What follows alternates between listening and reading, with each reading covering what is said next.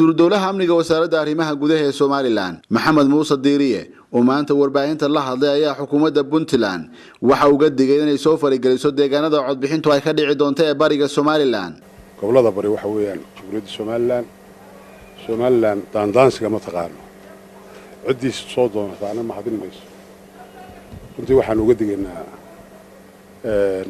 inay Puntland jaarbaan nahay Soomaaliya ka tirsan yihiin in badan baan dhowray oo iyaga laftoodu aan yaraysan muxuu ahaa ay ilaalinayeen wada noolaanshaha iyo walaalnimada waxaan uga digayaa ereyada ka soo yeeriya muxuu ahaa Puntland in aanay tallaabo qaadin haddii ay qaadaan waxaan maleynayaa way garanayaan waxa xigay oo uga digayaan toodu digniin ma ahayna tayada digniin haddii ay arrintaasi ay ku dhawaaqeen ku dhaqaaqaan wixii dhacaya ka masuul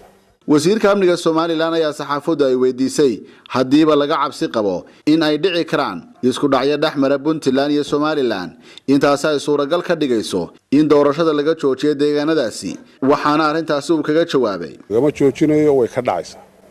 iyagu digniin may bixin war bay bixiyeen anagu digniin baanu bixinaynaa anagu runtii digniin baanu bixinaynaa in aanay isku taataaban hawsha doorasho ee halka ka socota Soomaaliland iyo Soomaaliya xad baa u dhaxeeya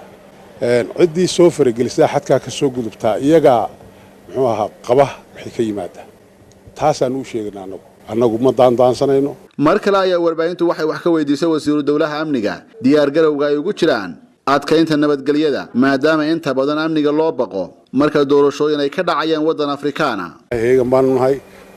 muxuu ahaa Soomaaliland doorashada tii ugu horeysay maaha doorashooyin badan inaynu qabnay waa ogtihiin tanna kuween bay la mid noqonaysaa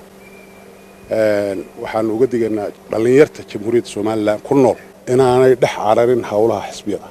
in aanay isku dayin inay muxuu ahaa nabadgelyada khalkhalgeliyaan waxaan leeyahay nabad ha lagu codeeyo dadweynaha waxaan furayaa inay la shaqeeyaan ciidamada amniga daayirtana waxaan leeyahay mustaqbalka idinka leh hadalku intaas soo jiray waa ku dhalateen iyo isagoo nabada ilaaliya waayo mustaqbalka idinka aabaan leeyahay Cabdi Shakuur Dayib Maxamed Hon Cable TV Hargeysa.